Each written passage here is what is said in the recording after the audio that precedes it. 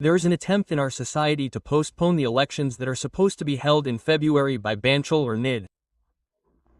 It has a political aspect and an intellectual aspect. Today I will talk about the intellectual aspect. We have enough reason to think that Mr. Farhad Mazar is involved in this effort. And he actually speaks without any anger. We will certainly appreciate him in this regard. We have talked more or less about the political aspect. Two political parties, or we can say three, Jamaat-e-Islami, NCP and Islami Andolan, apparently say that they want elections.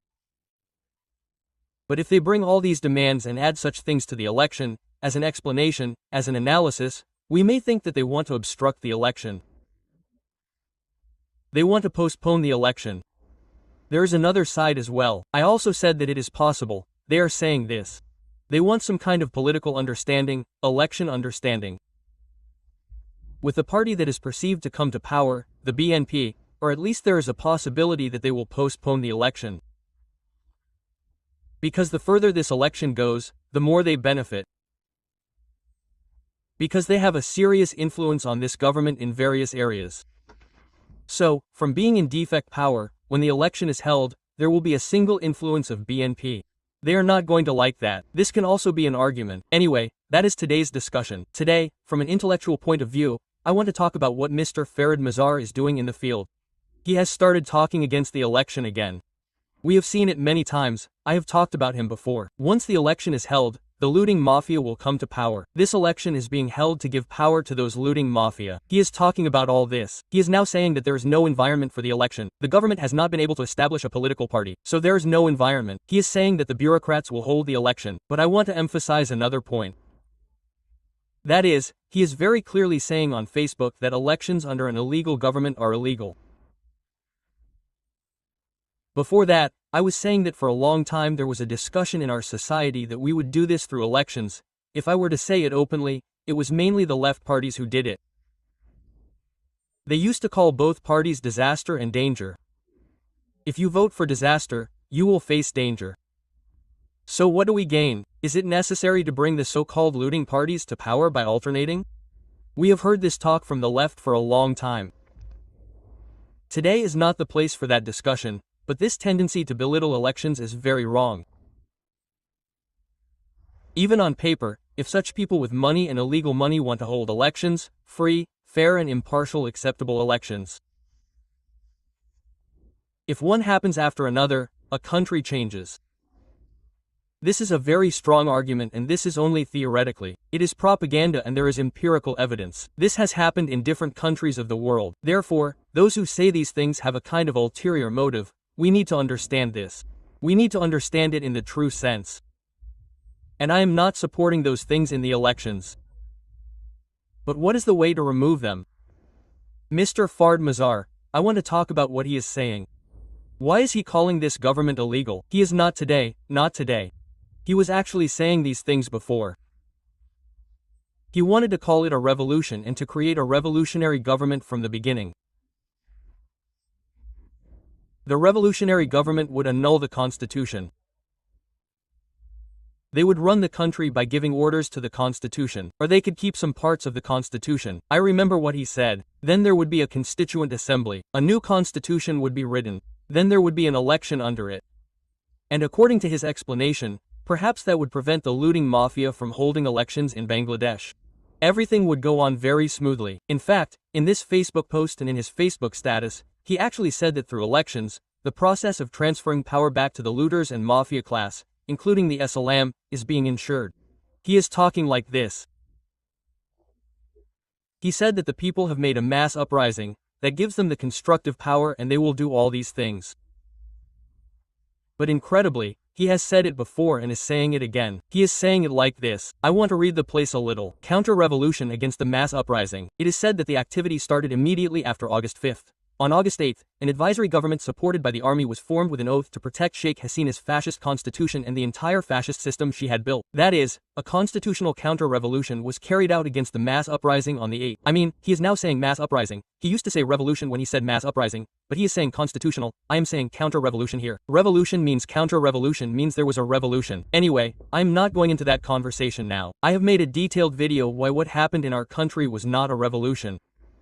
Then he says that geopolitical intervention also becomes clear. On August 18, 2024, Jeffrey Sachs said that in fact, Bangladesh only changed its government due to the intervention of the United States. So there is another government supported by the US within the military-backed advisory government. Here he is adding that Asif Nazrul said that there is a government within every government. It is called the kitchen cabinet, etc., etc. By saying kitchen cabinet, it means that it is a government supported by America. I find it very unfortunate that Mr. Farid Mazar is interpreting Asif Nazrul as saying this. Asif Nazrul said it generally because there is a government within the government. Which public intellectual was having this conversation at that time?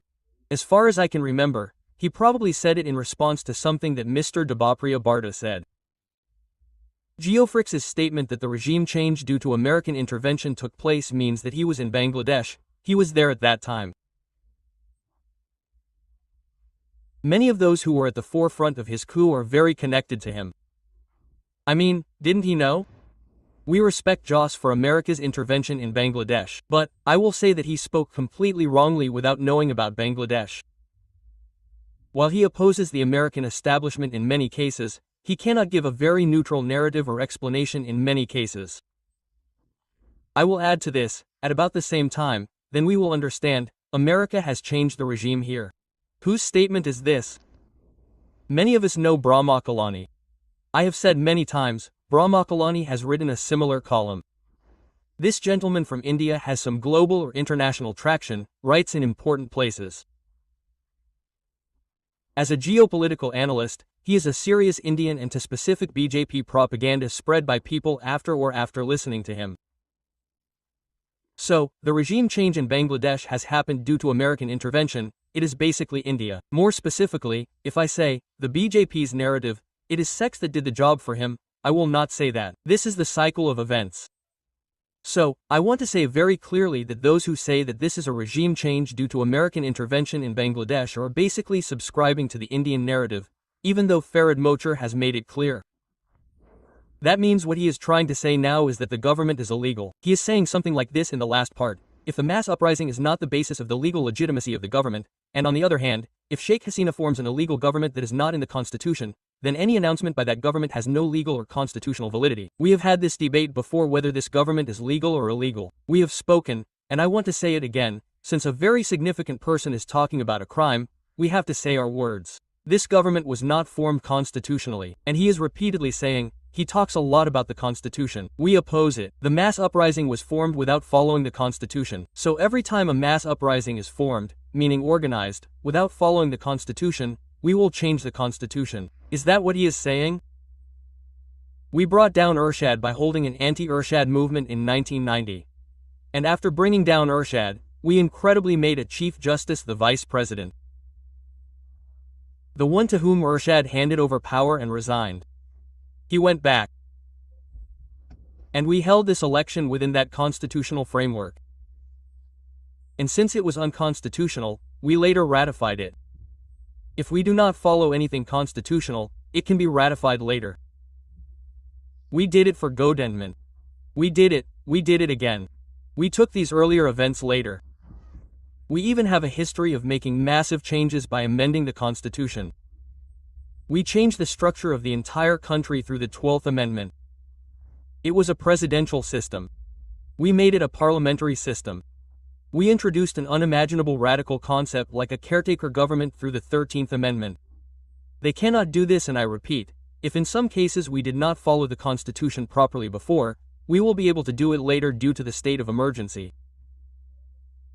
Although this government of ours sent a reference to the Supreme Court's Appellate Division under Article 106 of the Constitution, and from there the Appellate Division responded to their reference as a legitimate government. Even then, if we think that this government or anything else done by this government is in conflict with the Constitution, we will make it part of the Constitution in the next Parliament and ratify it through a new amendment. The complexity in this is that these incidents have occurred not in our country, but in many places around the world. So, all activities have been banned and become illegal because the government has defied the Constitution. No, I am surprised by one thing. I mean, if an important public intellectual and theorist like him thinks, I am assuming on paper that looters are ultimately elected in Bangladesh. If there is a fair election, there is that talk. We have to spend a lot of money in each election. There is a tendency to use a kind of muscle power in which is not the color. There is, so now we have written a new constitution and held elections. In that case, such muscle power, owners of black money from Bangladesh will no longer be able to vote. They will not have the possibility of being elected. We think that. Is there still not enough legal institutions in Bangladesh to stop them? The answer is, there is. If there is, then why are we not able to do it? What it means is, there is a lot of talk about this all over the world. There is, if you write it down on paper, a country will become democratic. A country will become very humane for the people. This is a very, very novel idea. This has been discussed all over the world for many years. For many years. So we wrote a new constitution. Based on our new structural power, we wrote a new constitution. Then based on that, we will do elections or whatever. Everything will continue to be done in a beautiful way as we want. Absolutely wrong idea. Even after doing this, we will have to go through a journey again. That journey is tough. The same events will happen again in that journey. They will continue to happen. We have to fight them continuously to reach a place, and this is a new phenomenon in this world. Even after the new phenomenon reaches a certain stage and moves to a wonderful liberal democratic system, there is a reversal. Fascism and extremism are rearing their heads within this constitutional framework and electoral framework. They are being fought against, and I almost say, wherever the events are happening, nowhere is it being said, write a new constitution. There are problems in the constitution. If that is fixed, the rise of fascism can be prevented. There is talk of fighting politically everywhere. So, Mr. Fardar, he does not know these. I do not believe them in any way. He actually intends this election. He knows. I think that disrupting and postponing this election is his main objective. Maybe wrong, but that is my interpretation. Because it is very possible for people like him to know what he is saying.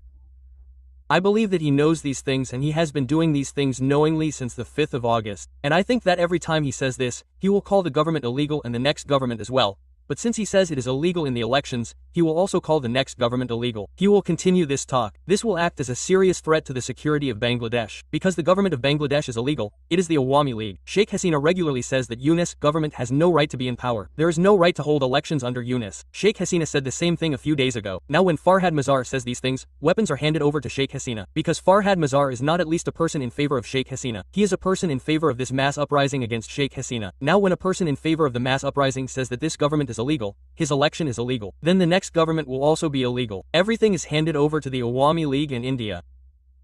I don't know if he is considering this thing. His statements are absurd, and more importantly, they could create a serious security threat for Bangladesh, and he is creating that opportunity.